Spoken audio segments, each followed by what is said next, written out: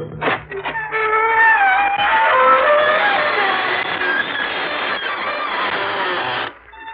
evening, friends of the creaking door. This is your host to welcome you into the inner sanctum. Come on in.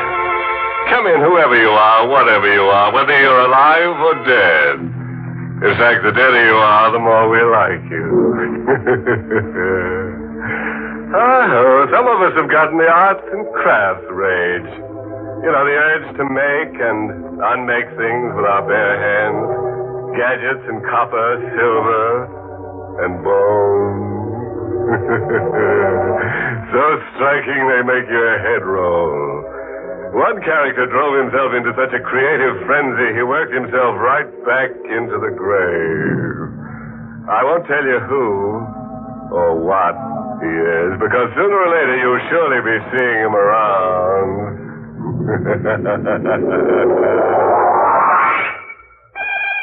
And now for tonight's torment. Killer at Large. Tonight's drama is the story of the short and unhappy life of a fugitive whose sullen face stares at us from hundreds of police posters. Read one. Mark Stribling wanted for murder. Warning. This man is armed and dangerous. Is he guilty? Let's get our answer from Mark Stribling. Not guilty. I was framed, but good. Could happen to anybody. Come home unexpectedly to the wrong kind of wife. Your key's hardly in the door when there's a scream and a shot. Helen! Helen! But it's all over for Ellen. And for you, too. The killer's gone down the fire escape, and so you're the patsy. It's the perfect crime for the guy who pulled it. Your gun was used. The world knew there'd been bad blood between you and the missus. And there's an insurance angle. Mrs. Stribling is worth $10,000 to you dead. The cops won't forget that. There's enough circumstantial evidence to burn you. So you run. You don't face the music. You don't dare. You hide and drift all the time looking for Mr. Other Man. I found him. 6 months and 10,000 miles later in a tourist town over the border. I found him in a club called the Casa Real. I got behind him and rammed a gun into his back. Who? Guess who, Davis? Don't turn around and don't stop smiling. Stribling in person. I got a message for you from Mrs. Stribling. She wants you to join her as fast as you can go. Stribling, no, don't.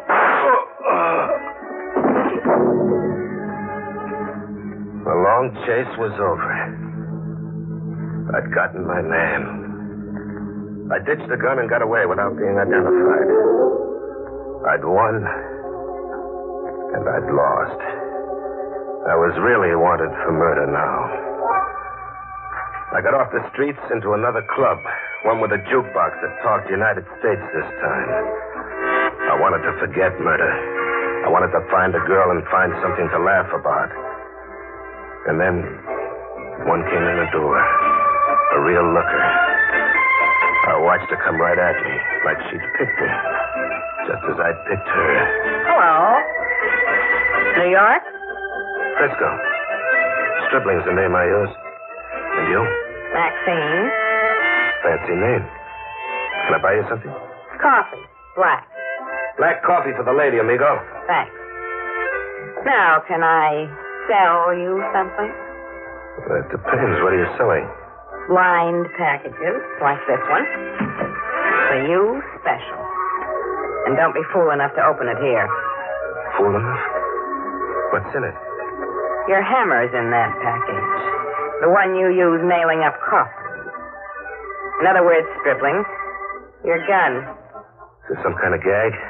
No. Where'd you get the gun from? Out of the ash can I saw you throw it in. Why? That's a long story. Why? I want somebody to confide in, somebody I can trust. Trust with what? I'll tell you some other time. Come see me tomorrow morning, room 110, the Hotel Chico. Bye now.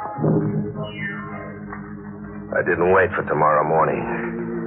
You don't when you're suddenly sitting on a keg of dynamite labeled Maxine. I followed her out instead and tailed her through the streets. I didn't have to tail her far, just about 10 blocks to a club I recognized. The Casa Real. I'd run out of it only an hour ago, with a smoking gun in my hand. I didn't wait until morning to go to Maxine's room in the Hotel Chico. I went right to it to wait for her, to surprise her. I didn't bother going up the usual way. I went up by way of the fire escape in the back. I found room 110, but the window was sealed tight. I had to kick it in. Inside, I found an easy chair and a deck of cards. I played solitaire, with my gun in my lap, waiting for Maxine. Morning was an hour old when Maxine came home. She had a camera slung over her shoulder, a big one, like she made picture-taking a business. She saw me and didn't bat an eyelash. How's your solitaire game? I'm ahead. Don't you come home nights? I work nights. What at? With this camera, I've got the picture-taking concession in the Casa Real. You saw me shoot somebody in there? I did. Then you followed me out. That's how you came to fish my gun out of that ash can, huh? That's right. Why'd you really trail after me? To return the gun? To get an idea across to you. What idea? That I own you from now on. Body and soul and gun. Here's my life insurance policy. A picture? Pop your eyes over it, killer. It's my life insurance and your death warrant. You were fast on the trigger in the Casa Real last night, but I worked with a fast camera lens. How many prints of this have you got? Just the one you're holding. Doesn't flatter me. Where's the negative? In an envelope addressed to the police. To be delivered if. If what? If a friend holding it doesn't see me around for a while and gets to think I've been murdered for taking pictures. What are you after? Money. Ever dream of having all the money in the world? Not enough to lose any sleep. Where do we get all this money? Deep into the interior. And from there, a week's climb on foot with a mule pack. Climbing Monte Muerto. Monte Muerto? That's a lot of climbing. The mountain goes up 14,000 feet. We'll climb it. Who's got all that money up there? An old hermit. An American originally. Ever hear of Teacher Jonas? Never. Neither had I until I went to a library. Teacher Jonas was a multi-millionaire Oklahoma oil man once. Back in 1914, before we were born, oil poured for him like rain from heaven. And then a plague killed his family, his wife, his mother, his daughter. Right after that, his only son committed suicide. Guy blows his top when hard luck piles on like that. Yeah, that's just what happened to Teacher Jonas. His mind cracked. Oh. So he took himself out of the world. He packed up and climbed out as high as he could get. Teacher Jonas came to Monte Muerto with everything he owned converted into cash, into gold. He's up there somewhere, dribbling an old lunatic of 80 with more money than he can count. How'd you tumble to Teacher Jonas? Listening in on table talk at the Casa Real. A tramp pilot named Wiley Scott was boasting to a companion, a ship's cook from Veracruz named Genesee. Wiley was trying to get Genesee to stake him to provisions, a pair of mules, and a guide. How'd Wiley find out about Teacher Jonas? He piloted a monoplane on a run from Tampico to San Jose in Guatemala. Plane developed engine trouble, and he had to make a forced landing. You can guess the rest. How do we find Teacher Jonas? And while he got his plane repaired, he flew over Monte Muerto again and made a detailed map. Map making's his business. He carries the map in a pouch around his middle. Job number 1 scheduled for me, huh? I'm to get the map from Wiley. Maxine laid out the strategy for surprising Wiley Scott. She was going to invite herself up, a decoy, with me behind her. It worked just like that. Wiley opened the door. Nice of you to visit, Maxine. A real nice... Now close your mouth, Wiley, and get back inside. Inside.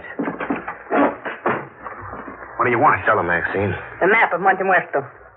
The map? Pull your shirt out and unbutton that money pouch. Sure. Drop it on the table. See if the map's in there, Maxine. It's in there. Look, you people, I'll be glad to cut you in this more than enough for everybody. There's too much there for one man to keep... Shut up. The lady says no deal. Now, Stribling. No, I don't mind a minute.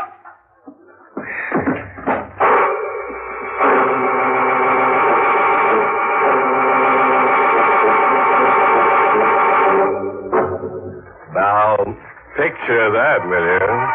Since Maxine became a camera fiend, Stribling's become a horribly negative guy. She caught him acting the killer and liked the show so much she ordered a repeat performance on Wiley Scott, the treasure of Monte Muerto.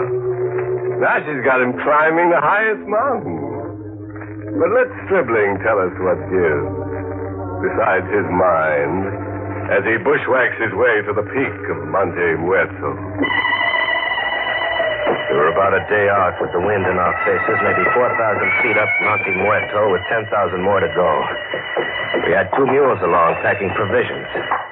We also had a guide we bought ourselves in a village, a local character named Stefano, whose face spelled trouble. We needed him for map reading, but he'd need watching. Senor Stribling. Yes, Stefano. The wind blow like a hurricane. Better we camp here. And lose time? What's wrong with a little wind? Stefano's right. If we try circling that ledge, the wind will blow us off the mountain, mules and all. We'll make camp here. In this marsh? Better than the ledge. At least here we're not exposed. Try telling that to the snakes. We'll build a fire. Make camp, Stefano. Si, senorita. The order of the day, huh? Get used to taking orders. And don't ever point your gun my way by mistake. Killing me is like committing suicide. We made camp and got a fire going. And within an hour, the wind let up as suddenly as it began. Monte Muerto was like that.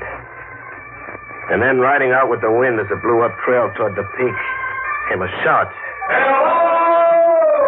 Hear that, Maxine? Somebody calling to us from down trail. Let me listen. Hello!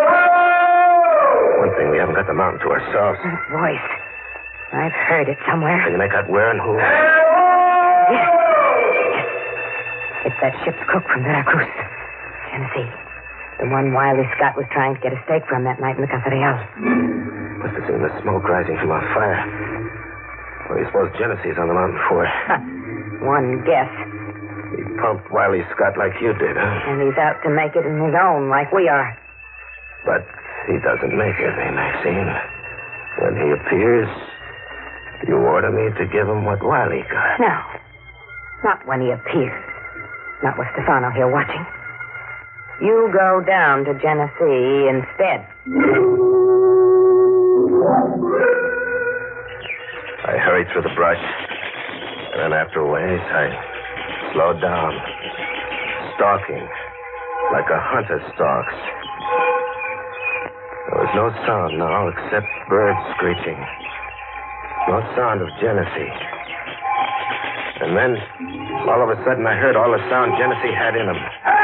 He was screaming somewhere on the trail, screaming like a guy gone crazy with fright. I cut in the direction of the screams as fast as I could go.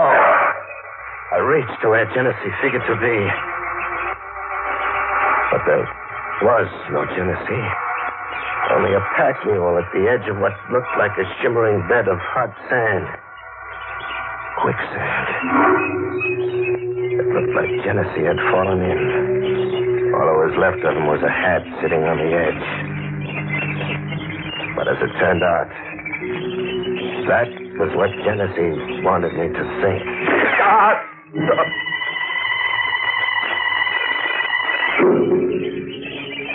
It came to, but my left hand smashed where a bullet had burned into it. And Genesee looking down on me. He'd been squatting in the brush with his rifle aimed and ready. You're not very bright, my friend. You fool easy. That hat on the edge of the quicksand was only a stage setting. How could you know I was coming down after you? Oh, these field glasses. I saw you make camp up there off the ledge and then come down trail after whispering with Maxine. I guessed you were coming down to kill me. Maybe not. Don't lie to me, my friend. I know Maxine. Roll. Roll? Into the quicksand. I ain't got any bullets to waste. Roll. Okay, if you want it like that. I rolled, slowly.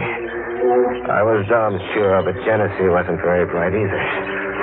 Rolling, my good hand under me closed on the 38. A 38 in a shoulder holster. Coming up on the roll, a shot from the hip. Genesee never even knew what hit him.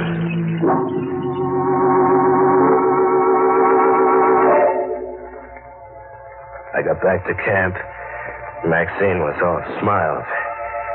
She washed my hand and tied it up. Then we all turned in for the night. The last thing in my ears was Stefano snoring. And then the fever throbbing in my hand rose to my head and I passed out. I came to wondering why Stefano wasn't snoring anymore. It wasn't because he was awake, up and about, packing the mules like a guy making a sneak getaway in the night. I reached for my gun. No gun. My gun was gone. I see you are awake, Senor Stribling. Good thing. Quiet. You are awake, senorita. Please do not do nothing foolish, senor. Stefano does not want to harm you and the charming senorita. What does Stefano want to do? To take the mules and himself to the senor teacher Jonas. What do you know about Teacher Jonas? As much as you do, senor. You see, the Senor Wiley Scott also tells Stefano everything when he asks Stefano to work for him. He's a guide to the top of Monte Muerto. Adios now, Senor Stribling. I have a long way to go. Stefano had left us to what seemed sure death. Either starvation, one of those sudden quicksand beds, an animal, or a snake. But we kept pushing on, Maxine and me. 3 nights and 2 days. With Maxine breaking into laughing jag after laughing. Now what's so funny? You. The tender way you're keeping me alive and I've got to keep you alive. Even if it kills you to do it. Hate me, don't you, Stribling? I'll give you one guess. If you only knew where I'd left that negative. I'll know. I'm keeping you alive, sure, just about. But that mud water you've been drinking and the rotten food, you'll catch yourself a fever on it sooner or later, and then you'll talk. You'll rave with fever, and before you know it, you'll let on where you left that negative. When that happens, I'll kill you. But I had an exclusive on fever. My head was swimming in it. My hand. The hand Genesee shot. I wanted to cut it off. And then what seemed a half day from the case, we ran into Stefano again. Maxine saw him first. Look. Where? Up there, hanging from the tree. What? Stefano. It was Stefano, strung up by the neck and grinning like he knew the joke was on him. I cut him down. The $64 question of who strung Stefano up was answered in a note pinned to his clothes. What does the note say? I'll read it to you. You're next, Stribling. And after you, our mutual Maxine. It's signed Wiley Scott. Wiley Scott? But I shot him through the heart and left him in the hotel closet. His ghost took up where Wiley left off. Let me see that note. You've seen Wiley's handwriting before? Lots of times. Well, is it or isn't it? Yes. Wiley wrote this note. A dead man hung Stefano.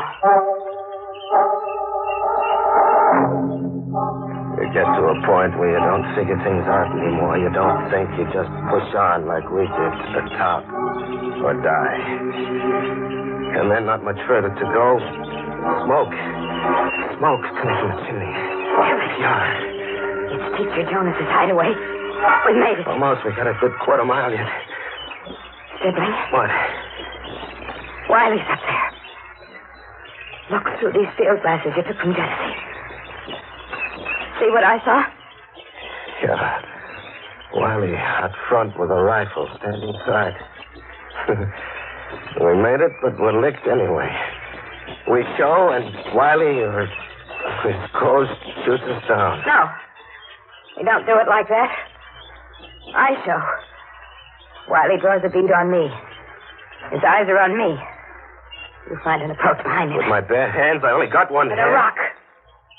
You kill Wiley with the biggest rock you can find. We tried it like that. Maxine stumbling into Wiley's view, then pulling a dead faint 100 yards away. Me crawling on my knees and stomach from the rear with a rock. I waited until Wiley bent over Maxine, and then I heaved. When Wiley came around to consciousness, I had his rifle. I rose again, I guess. How'd you come back to life? That day in my room. You shot okay, but you only knocked me out. A concussion did that. I always wear a bulletproof vest. How'd you beat us up here? Shortcut I didn't indicate on the map. And the old man, Teacher Jonas, what'd you do with him? I don't see him. The old man's dead. He died this morning in his room. You killed him? Nah, I found him dying. Nothing special, only old age. And the money, what about his money? That's a joke. Old Teacher Jonas told me I could have it if I wanted it bad enough. Seeing as he was dying without heirs. He was a real old gentleman. If he was crazy, you couldn't tell. Where'd you say he kept the money, Wiley? In an iron trunk in the kitchen. In an iron trunk in the kitchen. You take care of Wiley, sibling. Maxine, wait a minute. Let her go, Stribling. She deserves what she's gonna get. What she's gonna get? What do you mean, what she's gonna get?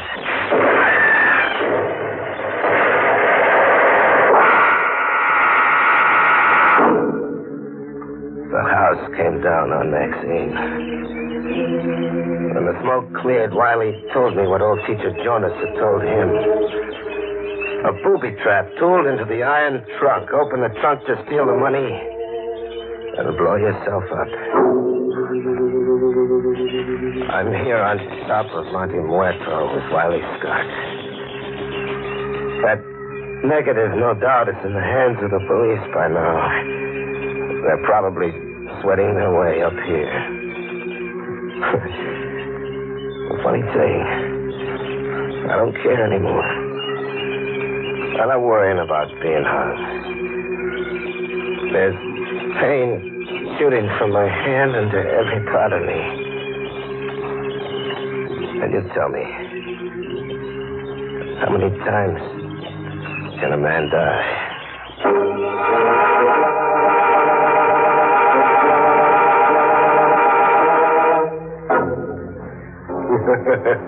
Nothing like blowing your top in high places. Maxine and Stribling reached the peak, all right. The peak of insanity. Poor Stribling's absolutely disinterested in that picture Maxine took of him now. He figures you can't hang a man for dying. Moral? Oh, sure. I copied this dilly out of an old edition of Callahan's Catalog for Climbers. Quote, sometimes the road up leads underground.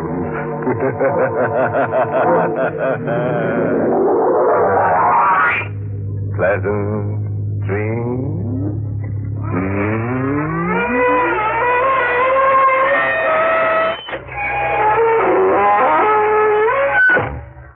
Inner Sanctum has been brought to you through the facilities of the United States Armed Forces Radio Service, the voice of information and education.